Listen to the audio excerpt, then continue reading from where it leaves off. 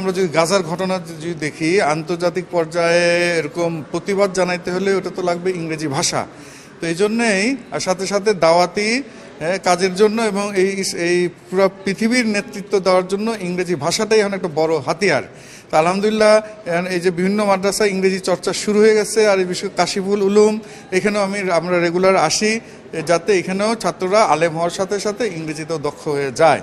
তো পুরো পৃথিবীর নেতৃত্ব মানবতাপূর্ণ নেতৃত্বের জন্যই যখন আলেমরা আসবে আমাদের ইসলামী ভাই পন্থীর লোকজন, এই জন্য ইংলিশটা খুবই জরুরি। আর আলহামদুলিল্লাহ ইতিমধ্যে আমাদের সারা বাংলাদেশেও যারা আলেম ওলামা আছেন সবাই কিন্তু ইংলিশের জরুরিয়তটা বুঝছেন বলেই মাদ্রাসাগুলিতে কিন্তু এখন যে ইংরেজিটা আলহামদুলিল্লাহ খুব ভালোভাবেই চালু হয়েছে।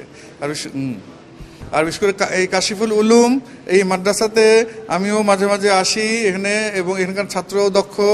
আলহামদুলিল্লাহ আমাদের পদ্ধতিটা খুব সহজ বলে দেখা যায় স্কুল কলেজে ছাত্ররা ওই গ্রামার শিখতে শিখতে পদ্ধতির কারণে দুর্বল রয়ে যায়, কিন্তু আলহামদুলিল্লাহ মাদ্রাসাতে এই ব্যাপারে ইংরেজির ব্যাপারেও একটা বিপ্লব শুরু হয়ে গেছে।